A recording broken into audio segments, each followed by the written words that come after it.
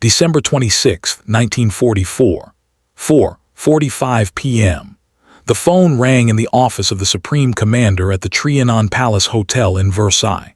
Outside, a bleak winter dusk settled over France. Inside, General Dwight D. Eisenhower was pinned under the weight of the Western Front. Maps of the Ardennes forest, crisscrossed with ominous red arrows depicting the German offensive, covered his desk. For over a week, since the shocking news of the enemy breakthrough, he had existed on a diet of bad news, anxiety, and the crushing responsibility of holding the Allied coalition together. The phone's ring was insistent, a sharp sound in the tense quiet. His aide, Captain Harry Butcher, announced, "General Patton calling from Luxembourg, sir." Eisenhower picked up the receiver, his face a mask of controlled anticipation. What followed was a conversation lasting less than 3 minutes, a handful of sentences that would lift a monumental weight from his shoulders and alter the course of the war in Europe. The words spoken by George S. Patton were brief and operational, but the words spoken by Dwight D. Eisenhower in response, and in the hours and days that followed, revealed everything about the man, the command burden he carried, and the complex, exasperating, indispensable genius he had just bet everything on. This is the story of that reaction. It is a story of profound relief, of strategic calculation, of personal vindication, and of the delicate, eternal dance between brilliant insubordination and disciplined command. Let's begin.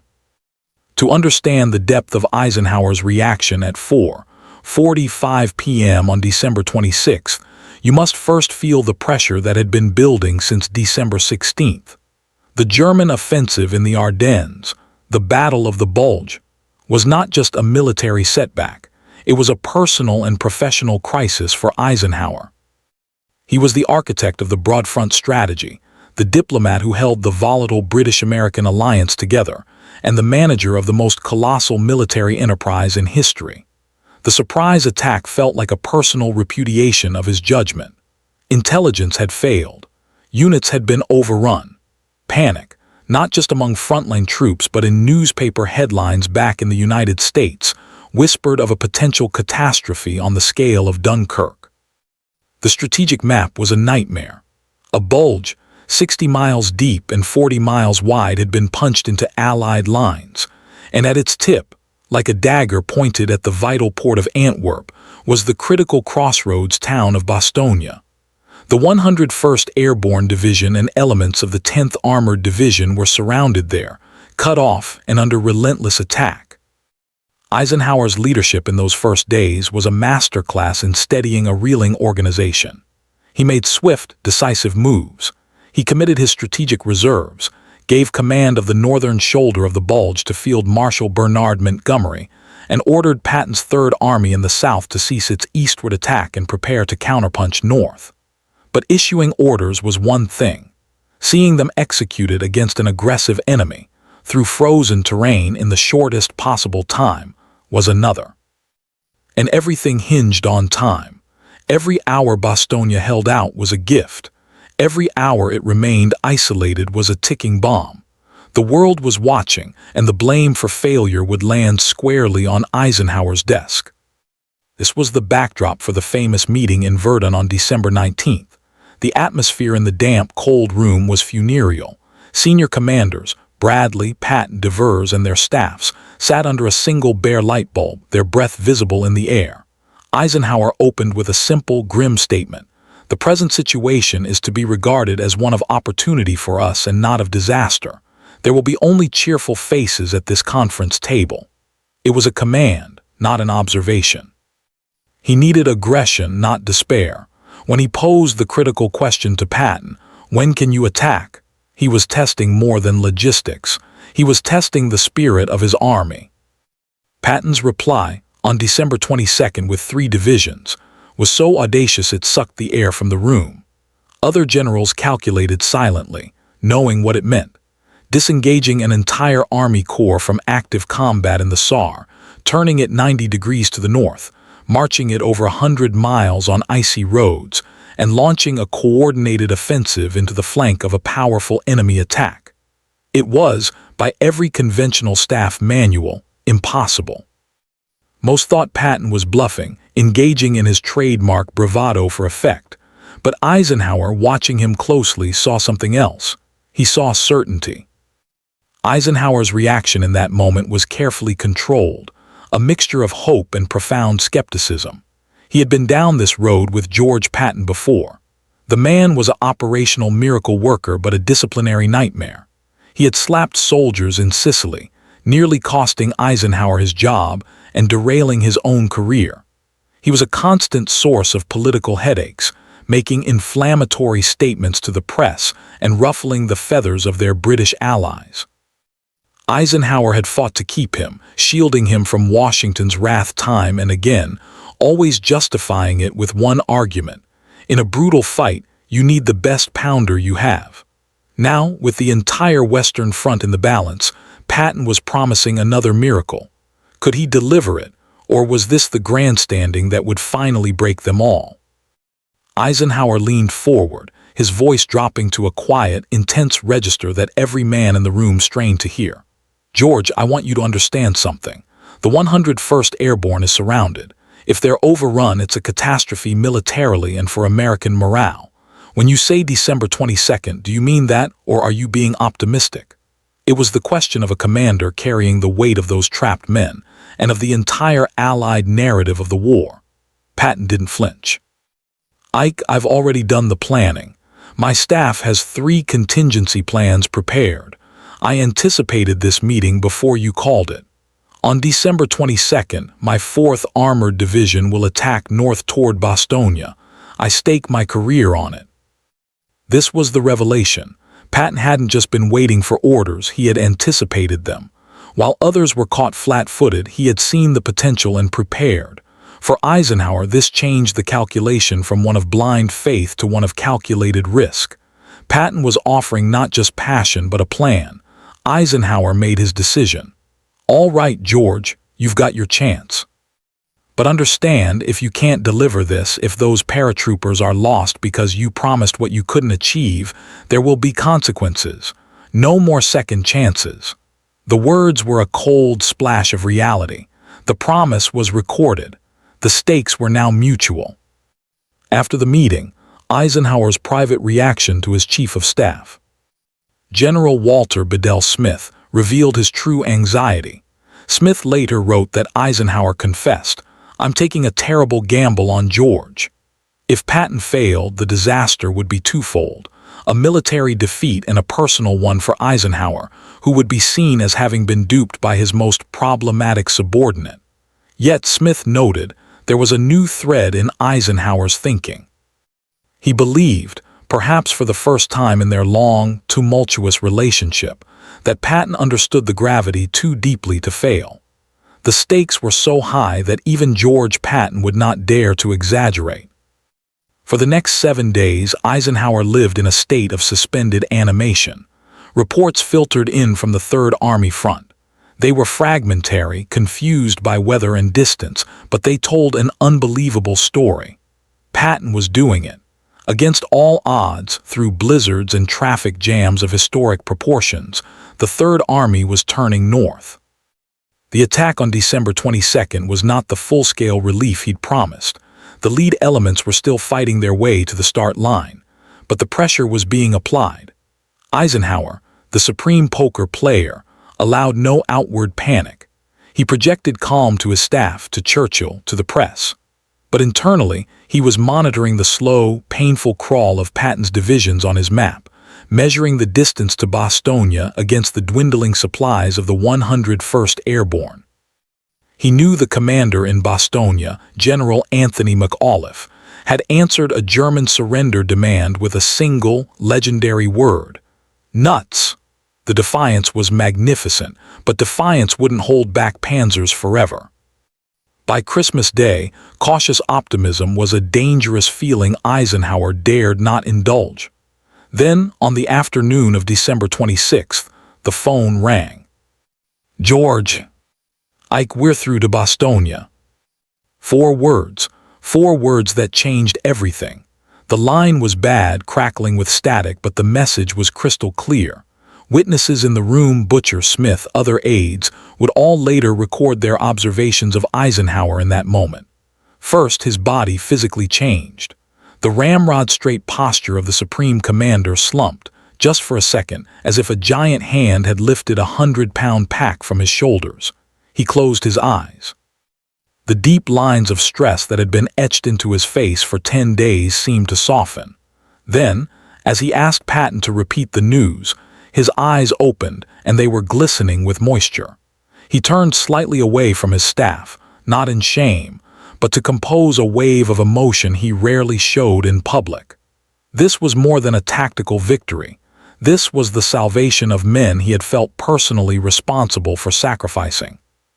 His voice, when he spoke again, was thick, almost husky. "George, congratulations, you did it, you actually did it." The phrasing is critical. You actually did it. It speaks to the underlying doubt that had persisted even amidst the hopeful reports, the part of Eisenhower that wondered if this was another Patton illusion. But it was real. The relief was immediately followed by the commander's instinct. How secure is the corridor? Patton, ever aggressive, assured him it was being widened and reinforced. After a brief exchange on logistics and next steps, the call ended. Eisenhower sat back in his chair for a long, silent moment. The room was still, everyone watching him. Then he turned to Bedell Smith and gave the order that revealed his first considered reaction. "Gentlemen, George Patton has just accomplished something I wasn't sure was possible.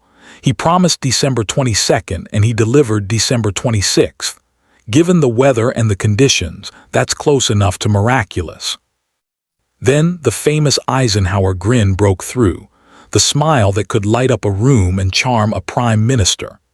"Get me a message to the 101st. Tell them relief has arrived and send my personal congratulations to General Patton and Third Army. They've just changed the entire complexion of this battle."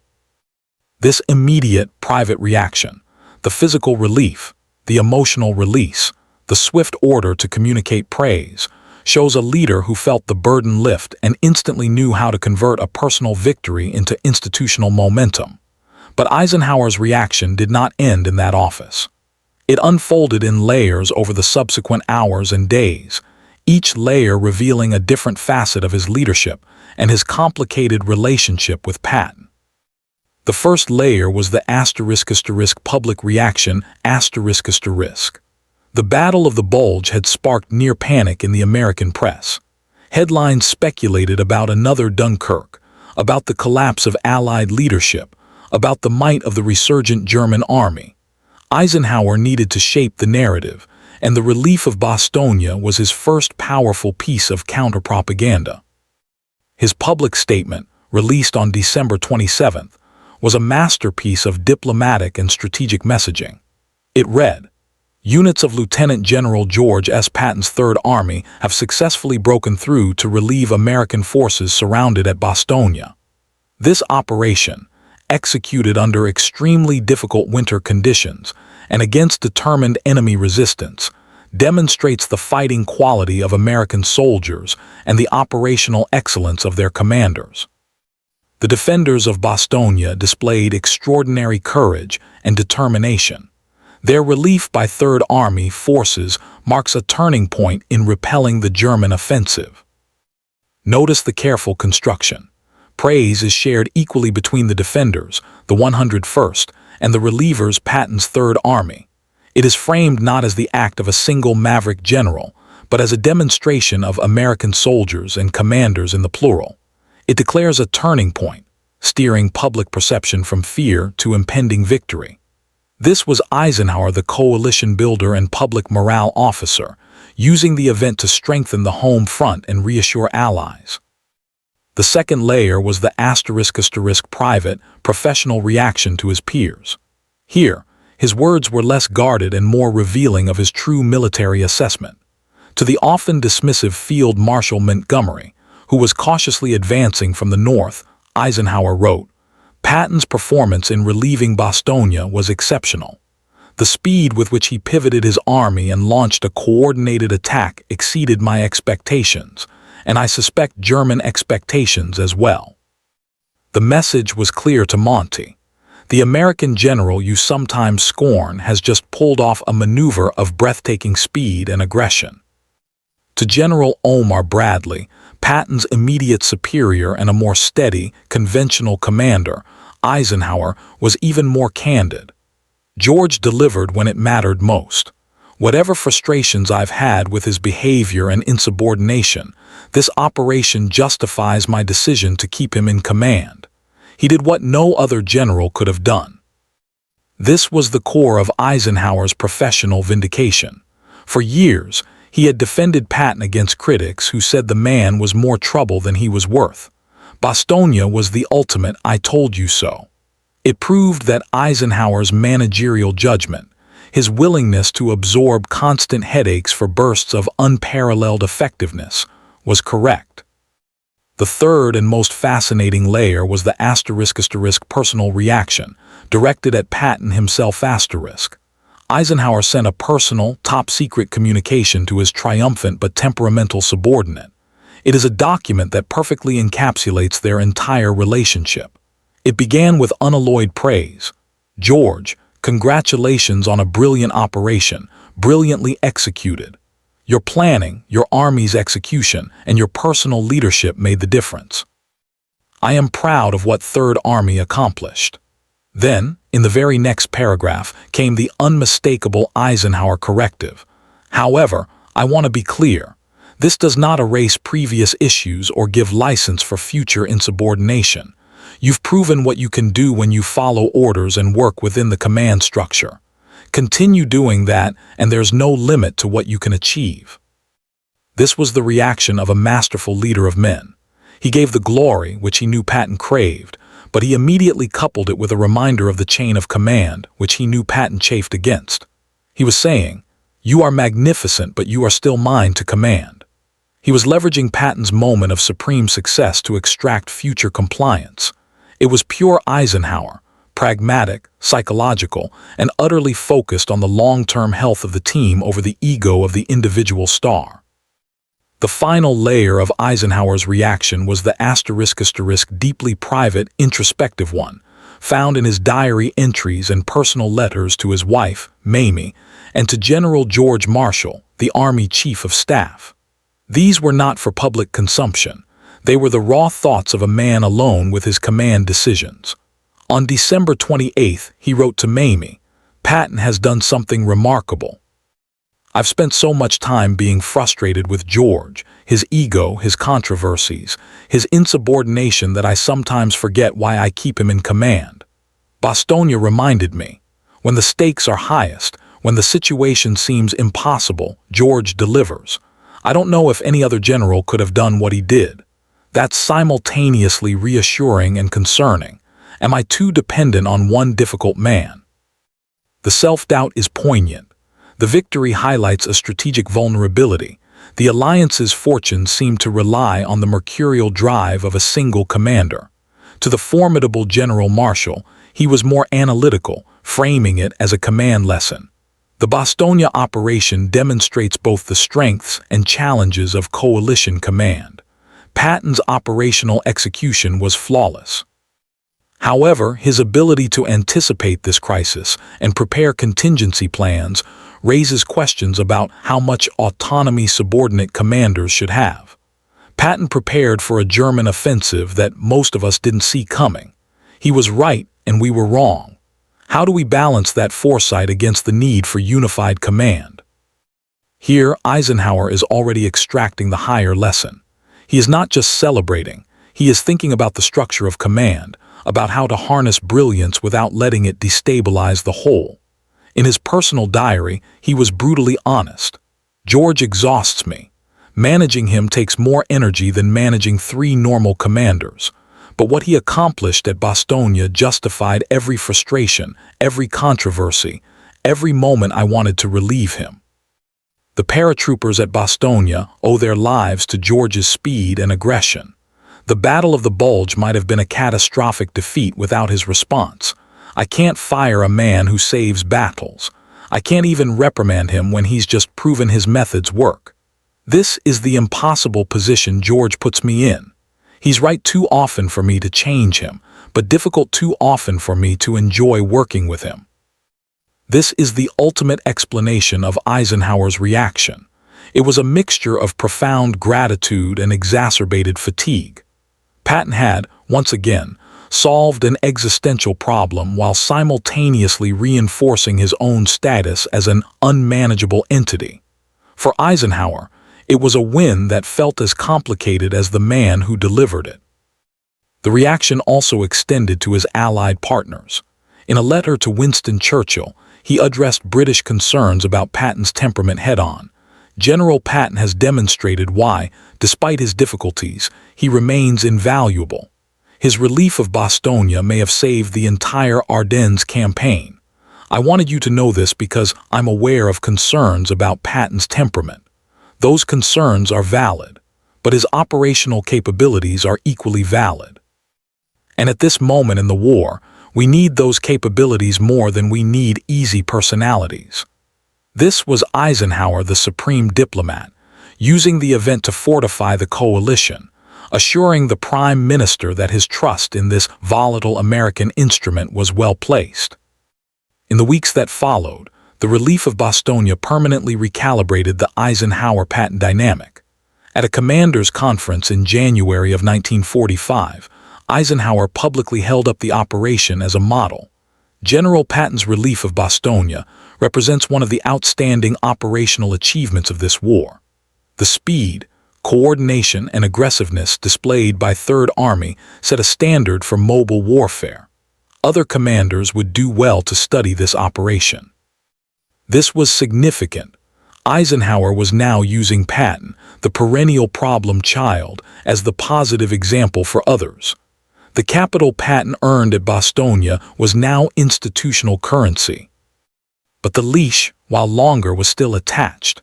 In a private meeting with Patton in February, Eisenhower reportedly laid down the new terms of their relationship. "George, Bastogne bought you credibility that will last the rest of this war. Don't waste it. You've proven you can do the impossible when it matters. Now prove you can follow orders when they don't suit your preferences. Be the general I know you can be. The one who delivers miracles but also respects command structure." For the remainder of the war, Eisenhower gave Patton more operational latitude than almost any other Army commander, feeding his aggressive instincts with ambitious objectives, knowing that the man who had turned an army on a dime in a blizzard could be trusted with the spearhead of the final drive into Germany. Years later, in his memoir, Crusade in Europe, Eisenhower's published reaction codified the historical verdict. General Patton's relief of Bastogne vindicated my decision to retain him despite numerous controversies. His rapid movement of 3 divisions through terrible weather, his aggressive attack, and his breakthrough to the surrounded garrison demonstrated operational excellence at the highest level. But in private correspondence long after the war, the older man returned to the personal, emotional truth of that December afternoon. "George and I had a complicated relationship," he wrote. "He frustrated me constantly. But when I got that phone call on December 26, 1944, hearing we're through to Bastogne, I felt profound relief and gratitude." In that moment, all the frustrations didn't matter. George had saved those paratroopers and possibly saved the entire Ardennes campaign. That's what I remember most. Not the controversies, but the moment when he delivered exactly when it mattered most. So what did Eisenhower say when Patton reached Bastogne first? He said, "Congratulations, you did it. You actually did it." But that was only the first instinctive utterance. His full reaction was a multi-day symphony of command expression.